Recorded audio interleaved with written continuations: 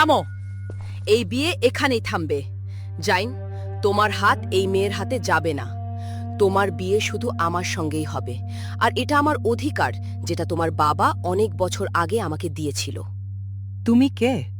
আর আমার বিয়ের মাঝখানে আসার সাহস কি করে হলো?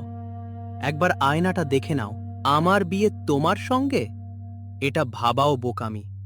এখান থেকে চলে যাও, আর দ্বিতীয়বার এদিকে পা রেখো না। বলিরেখা গুনতে সময় নষ্ট করো না ছেলে। শেঠ রহমান, তুমি জানো আমি কেন এসেছি।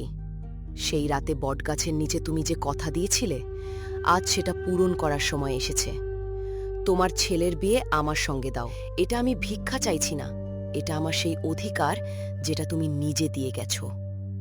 না জুলেখা, তুই সত্যিই এসে গেছো। বাবা, আমাকে মাফ করে দিস। এটা অনেক পুরনো কথা। সেদিন আমি একটা অসহায় অবস্থায় এই কথা দিয়েছিলাম। জানি এটা শুনে তোর কত খারাপ লাগছে, কিন্তু আজ আমার কাছে আর কোনো রাস্তা নেই। তোকে এই মহিলার সঙ্গে বিয়ে করতে হবে। বাবা, আপনার কি মাথা ঠিক আছে? এই বুড়ির সঙ্গে আমার বিয়ে? সারা জীবন আপনি আমাকে এত আদরে মানুষ করলেন, আর আজ সেই হাতেই আমাকে এই অন্ধকারে ঠেলে দিচ্ছেন? কোনো কথা, তা যত পুরনোই হোক, নিজের ছেলের জীবনের চেয়ে বড় হতে পারে না। ওগো, এটা করো না। আমার ছেলেকে এই মহিলার হাতে তুলে দিও না। যে কথাই হোক সেটা ভেঙে দাও। একজন মায়ের কথা শোনো। আমি তোমার পায়ে পড়ছি, কিন্তু আমার ছেলেকে এভাবে যেতে দিও না। সকিনা, যদি এই কথা না রাখি তাহলে যা হবে সেটা এর চেয়েও খারাপ হবে। আমি তোমাদের দুজনের কাছেই মাপ চাইছি, কিন্তু আজ আমার হাত পা বাঁধা। শেঠ সাহেব, আমাদের বিয়ে ঠিক হয়েছিল, সবকিছু ঠিক ছিল। আমাদের দুই পরিবার খুশি ছিল, সম্বন্ধ পাকা হয়েছিল। একটা বুড়ির কথায় আপনি আমার জীবন নষ্ট করে দিচ্ছেন। আমার কথাটা তো শুনুন। বড় বড় কথা পড়ে বলো। কাজী সাহেব, বিয়ে পড়ান। এই বিয়ে এখন কেউ থামাতে পারবে না। বিয়ে হয়ে গেছে, এবার জুলেখা জাইনকে নিয়ে চলে যাবে। গোটা বাড়ি কাঁদছে, কিন্তু কেউ কিছু করতে পারছে না। জাইনের কাছে এই বাড়ির দরজা ছেড়ে যাওয়া যেন একরকম মৃত্যুরই সমান। দেখে নাও সবাই, এই সুন্দর যুবক আজ থেকে আমার স্বামী। চলো জয়েন, এই বাড়ি আর তোমার নয়। তোমার আসল জীবন আমার সঙ্গে শুরু হচ্ছে। জয়েন, একবার ঘুরে দেখো, কিছু তো বলো। আমাদের দুজনের স্বপ্ন কি এভাবেই ভেঙে যাবে? নূর, আমি জানি এটা শুনে খুব কষ্ট হচ্ছে, কিন্তু এখন আমার কাছে কোনো রাস্তা নেই। শুধু এটুকু জেনে রাখো, আমি এই অন্ধকারের সঙ্গে লড়ব, আর একদিন ফিরে আসবই। বাবা, আপনি একটা কথা রাখার জন্য নিজের ছেলের জীবন দিয়ে দিলেন। যে কথা কারো জীবন নষ্ট করে, সেটা কথা নয়, বোঝা। আমার বাছা, নিজের খেয়াল রাখিস। উপরওয়ালা সব সময় তোর সঙ্গে আছে। মাকে ছেড়ে যাস না। অনেক হয়েছে, পিছনে তাকিও না জয়েন। চলো।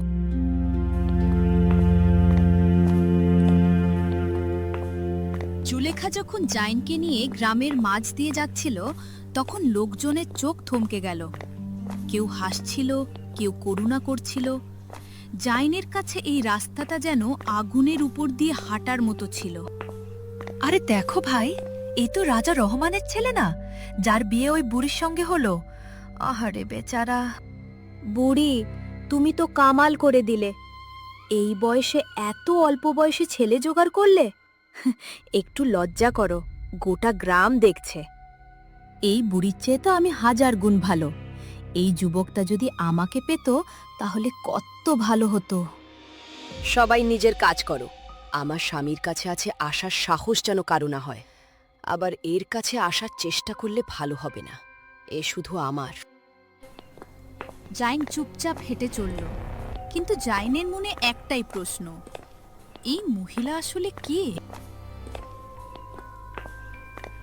জঙ্গলের ভেতরে একটা ছোট্ট ভাঙাচোরা কুঁড়ে ঘর ছিল। না বিদ্যুৎ, না পরিষ্কার জল, চারদিকে শুধু ঘন জঙ্গল।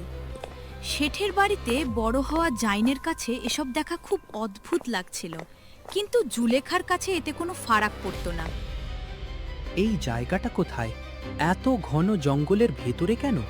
এখানে তো ঠিকমতো নিঃশ্বাসও নেওয়া যায় না। বেশি প্রশ্ন করো না, এটা আমার বাড়ি, এখন তোমারও। আর একটা কথা, আমাকে বুড়ি বলো না, আমার নাম জুলেখা।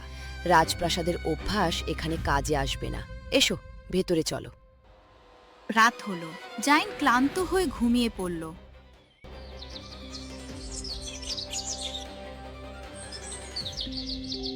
পরদিন সূর্য ওঠার সঙ্গে সঙ্গে জুলেখা তাকে ডেকে তুলল। ওঠো, বেলা হয়ে গেছে। এটা তোমার বাপের বাড়ি নয় যে সারাদিন ঘুমিয়ে থাকবে। ঠিক আছে, বলো কি করতে হবে। এই বাটিটা নাও, গ্রামে যাও আর লোকজনের কাছ থেকে খাবার চেয়ে আনো। যতক্ষণ খাবার না আসবে এখানে কিছু রান্না হবে না। কি, রহমানের ছেলে? আমাদের বাড়িতে কারো কখনো খিদে পায়নি, আর তুমি আমাকে ভিক্ষা করতে বলছো? এটা হবে না। যা ছিল সেটা পিছনে পড়ে আছে। এখন তুমি শুধু আমার স্বামী, আর এখানে তাই হবে যা আমি বলবো। যাও, তাড়াতাড়ি ফিরো। আর হ্যাঁ, ওইদিকে যেখানে ওই পুরনো বড় বটগাছটা আছে, ওখানে কখনো যেও না। ওখানে কি আছে? কেন যাওয়া যাবে না? যতটুকু বলা হয় ততটুকুই জানো। বাজে প্রশ্ন ছাড়ো আর যাও। ও আমাকে ওই বটগাছের কাছে যেতে বারণ করলো। নিশ্চয়ই ওখানে কোনো রহস্য লুকিয়ে আছে। গ্রামে খাবার চাইতে চাইতে জাইন নদীর ধারে পৌঁছল। সেখানে একজন ফকির বাবা বসেছিলেন, চোখ বন্ধ, মুখে শান্তি। কিন্তু জাইন কাছে যেতেই কিছু না জিজ্ঞেস করে তিনি তার নাম বলে দিলেন। আর এই কথাটাই জাইনকে থমকে দিল।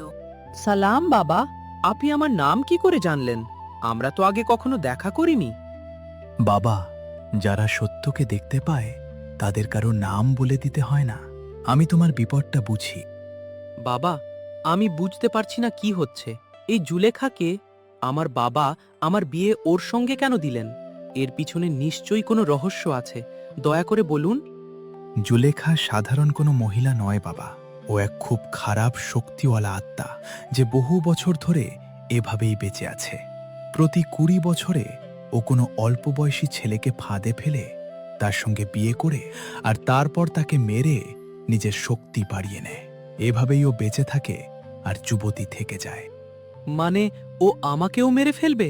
বাবা বলুন, কোনো রাস্তা আছে কি? আমি এভাবে মরতে পারি না। রাস্তা আছে, কিন্তু তার জন্য আগে তোমাকে তোমার বাবার সঙ্গে দেখা করতে হবে। ওর কাছে একটা পুরনো রহস্য আছে, যেটা উনি আজ পর্যন্ত কাউকে বলেননি। সেই রহস্য না জেনে এগোনো যাবে না। যাও, তাড়াতাড়ি যাও, এক মুহূর্তও নষ্ট করো না। ঠিক আছে বাবা, আমি এখনই যাচ্ছি। অনেক ধন্যবাদ। জয়েন চুপি চুপি নিজের বাড়ি পৌঁছল। বাবাকে দেখেই বুঝল যে উনি খুব ভয় পেয়ে আছেন। কিন্তু জয়েন ঠিক করে নিয়েছিল যে আজ সত্য না জেনে সে যাবে না।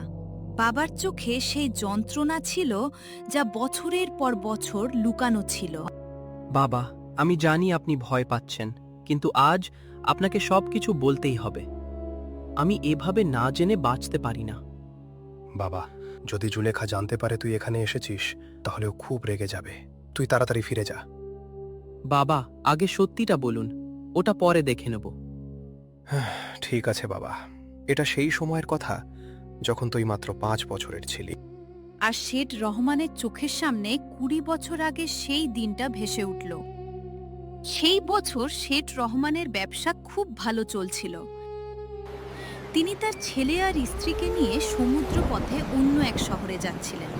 জাহাজ এগিয়ে চলছিল, সমুদ্র শান্ত ছিল, কিন্তু এই শান্তি বেশিক্ষণ টিকল না। মালিক, সামনের জলটা খুব বিপজ্জনক। লোকে বলে এই জায়গা দিয়ে কোনো জাহাজ নিরাপদে যায়নি। আমাদের রাস্তা বদলানো উচিত। বাজে কথা বন্ধ করো, সময় নষ্ট করো না, জাহাজ এগিয়ে চালাও। ঠিক তখনই হঠাৎ জলের ঢেউ প্রবল হয়ে উঠল, আর একটা কণ্ঠস্বর ভেসে এলো।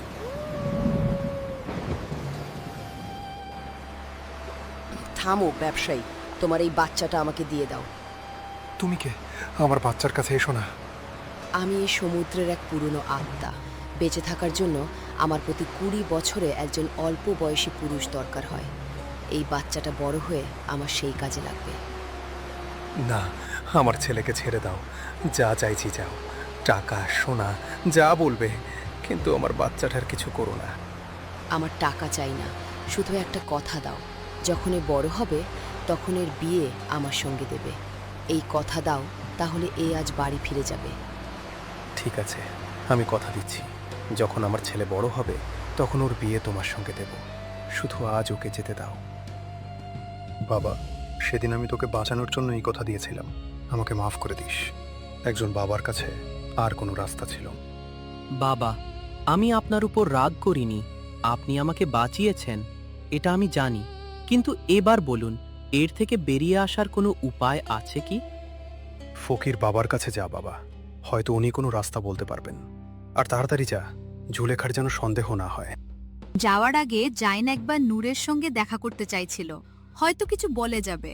যা মনে ছিল সেই প্রতিশ্রুতি যা সে রাখতে চেয়েছিল। জাইন, আপনি ঠিক আছেন তো? আমি প্রতিদিন উপরওয়ালার কাছে আপনার জন্য দোয়া করি।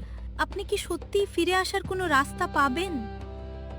আমি জানি না কত সময় লাগবে, কিন্তু আমি এই বিপদের সমাধান খুঁজছি। আমার উপর ভরসা রাখো। আমার আপনার উপর পুরো ভরসা আছে। শুধু ভয় হয় যদি কিছু খারাপ হয়ে যায়। ভয় পেও না, আমি ফিরে আসব, এটা আমার কথা। আর যেদিন ফিরব তোমাকে নিজের করে নিয়ে যাব, সেদিন সব কিছু ঠিক হয়ে যাবে। এবার জাইনের কাছে পুরো ব্যাপারটা পরিষ্কার। সে আবার ফকির বাবার কাছে গেল। এখন তার শুধু একটা রাস্তা দরকার ছিল, আর সাহস তো তার ভেতরে আগে থেকেই ছিল। বাবা বাবা, সব কিছু বলে দিয়েছেন, এবার আপনিই কোনো রাস্তা দেখান। আমি এই জুলেখার হাত থেকে অবশ্যই বেরোতে চাই। মন দিয়ে শোনো বাবা, জুলেখার হাত থেকে মুক্তি পাওয়ার শুধু একটাই উপায়। সমুদ্রের ওপারে একটা আলাদা জগৎ আছে, পরীদের জগৎ, যেখানকার রানী সাহিবা খুব ন্যায়পরায়ণ। জুলেখা যত খারাপ কাজ করেছে তার সব হিসাব ওর কাছে লেখা আছে। যদি তুমি ওখানে পৌঁছে সত্যিটা বলে দাও, তাহলে রানী সাহিবা জুলেখাকে অবশ্যই থামাবেন। কিন্তু আমি সেই জগতে পৌঁছবো কি করে বাবা? এই ছাই নাও, এটা খুব পবিত্র।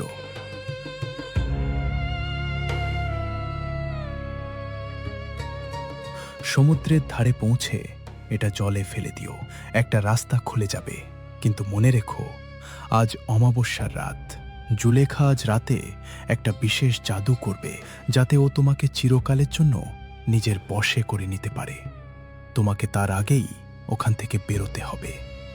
ঠিক আছে বাবা, আমি যাব, যাই হোক না কেন।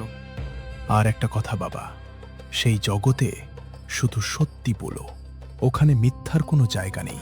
সত্যি হবে তোমার শক্তি। রাত হতে হতে জাইন কুড়ে ঘরে ফিরল। জুলেখা খুশি ছিল। সে জানত না জাইন মনে মনে কি ঠিক করেছে। এই অমাবস্যার রাত জুলেখার কাছে ছিল উৎসবের রাত, আর জাইনের কাছে মুক্ত হওয়ার শেষ সুযোগ। এসে গেছো। আজকের রাত খুব বিশেষ জয়ন। আজকের রাতের পর তুমি চিরকালের জন্য শুধু আমার হয়ে যাবে। বসো আমার সামনে, তোমার এখানে থাকাটা দরকার। এই কালো জাদু যদি পূর্ণ হয়ে যায়, তাহলে আমার বাঁচা কঠিন হবে। আমাকে এখনই সুযোগ বুঝে বেরোতে হবে। যতক্ষণ না আমার এই কাজ শেষ হয়, আমি এখান থেকে উঠতে পারবো না। তুমি এখানেই বসে থাকো। জুলেখা চোখ বন্ধ করল আর ধীরে ধীরে কিছু বিড়বিড় করতে লাগলো। ওটাই ছিল জাইনের সুযোগ। জাইন পা টিপে টিপে উঠল আর অন্ধকারে সমুদ্রের দিকে ছুটল। জাইন, তুমি কোথায় গেলে? যাও, ওকে ধরো। সমুদ্রে পৌঁছানোর আগেই ওকে আটকাও। উপরওয়ালা, আমাকে রাস্তা দাও। আমাকে সেই জগতে পৌঁছতে হবে। আমি এখান থেকে পালাবো না, আমি লড়ব। ছাই জলে পড়ল আর সমুদ্রে একটা ঝকঝকে রাস্তা তৈরি হয়ে গেল। জাইন সেই রাস্তায় ছুটে চলল।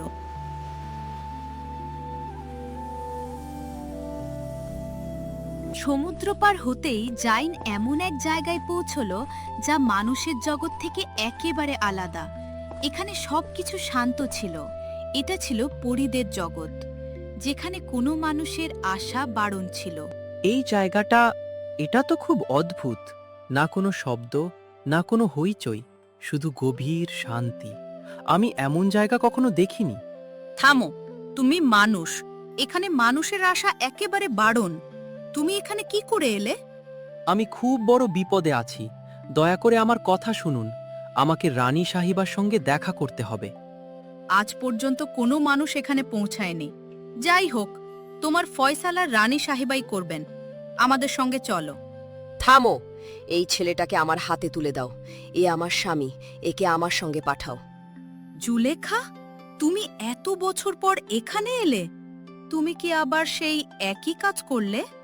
এটা আমার আর ওর মধ্যেকার ব্যাপার। একে আমাকে দিয়ে দাও। এখানে তোমার চলবে না জুলেখা, এটা আমাদের জগৎ। দুজনেই আমাদের সঙ্গে চলো, রানী সাহেবা ফয়সালা করবে। রানী সাহেবার দরবার ছিল খুব বড় আর শান্ত। এখানে না ছিল কোনো শব্দ, না কোনো মিথ্যা। এখানে শুধু সত্যের কথা হতো। জাইনের জীবনের ফয়সালা এখানেই হতে চলেছিল। রানী সাহেবা, এই মানুষ আর জুলেখা দুজনেই আমাদের জগতে এসেছে। এবার আপনি ফয়সালা করুন। জুলেখা, তুমি? আমরা তো তোমাকে এখান থেকে বের করে দিয়েছিলাম, আবার ফিরে এলে? রানী সাহিবা, এ আমার স্বামী, এ আমাকে বিয়ে করেছে। একে আমার কাছে ফিরিয়ে দিন। রানী সাহিবা, এটা সত্যি নয়। এ আমার বাবাকে ভয় দেখিয়ে 20 বছর আগে একটা কথা আদায় করেছিল। সেই কথার আড়ালে এ আমাকে বিয়ে করেছে। এ প্রতিটি 20 বছরে এটা করে। কোনো যুবককে বিয়ে করে আর তারপর তাকে মেরে ফেলে। দয়া করে আমার কথা শুনুন। জুলেখা, এটা কি সত্যি? হ্যাঁ রানী সাহিবা, এটা সত্যি। আমার ভুল হয়ে গেছে, আমাকে মাফ করে দিন। জুলেখা, মাফ তখনই মেলে যখন ভুল একবার হয়। তুমি এটা একবার নয়, বারবার করেছ। কতগুলো ঘর তুমি নষ্ট করেছ, তার হিসাব আমাদের কাছে আছে। এর শাস্তি অবশ্যই হবে। একে কারাগারে রাখো। না রানী সাহিবা, মাফ করে দিন। আমি আর কখনো এমন করব না। এখন অনেক দেরি হয়ে গেছে। প্রহরীরা, একে নিয়ে যাও। প্রহরীরা জুলেখাকে নিয়ে গেল। দরবারে আবার শান্তি ফিরে এলো। রানী সাহিবা, আপনাকে অনেক ধন্যবাদ। আপনি আজ আমাকে এই বিপদ থেকে বের করলেন। জয়েন, তোমার সাহস আর তোমার সত্যই তোমাকে এখানে পৌঁছে দিয়েছে। এই জয় তোমার নিজের। রানী সাহিবা, একটা কথা জিজ্ঞেস করার ছিল। জুলেখার এই অভিশাপ কি পুরোপুরি শেষ হয়ে গেল, নাকি এখনো কিছু বাকি আছে? জয়েন, জুলেখার সেই বটগাছটা এখনো ওখানে দাঁড়িয়ে আছে। যতক্ষণ না তার শেষ শিকড়টা পুড়ছে, এই অভিশাপ আর কারো ক্ষতি করতে পারে। কিন্তু সেই গল্প পরের বার। এখন বাড়ি যাও। তোমার মা সকিনা, তোমার বাবা রহমান সাহেব আর নূর তোমার অপেক্ষায় আছে। এদের নিরাপদে এদের বাড়ি পৌঁছে দাও। যেমন আপনার আদেশ রানী সাহিবা, আমরা এদের নিরাপদে পৌঁছে দেব। আর এভাবেই জাইন জুলেখার কবল থেকে মুক্ত হল। সত্যের শক্তি আজ জয় হল। কিন্তু এই যাত্রা এখনো শেষ হয়নি। বটগাছটা এখনো দাঁড়িয়েছিল, আর তার রহস্য এখনো বাকি ছিল। বন্ধুরা, গল্প এখানে থামছে, কিন্তু শেষ হচ্ছে না। জাইনকে এবার সেই বটগাছের শেষ শিকড়টা পোড়াতে হবে। আর সেখানে এমন এক সত্য লুকিয়ে আছে যা সবাইকে অবাক করে দিবে। পরের পর্ব শীঘ্রই আসছে। আপনাদের এই গল্পটা কেমন লাগলো? আপনি কোথা থেকে দেখছেন? আপনার শহর বা গ্রামের নাম কমেন্টে অবশ্যই জানান। আর পর্ব 2 দেখতে চাইলে চ্যানেলটা সাবস্ক্রাইব অবশ্যই করবেন।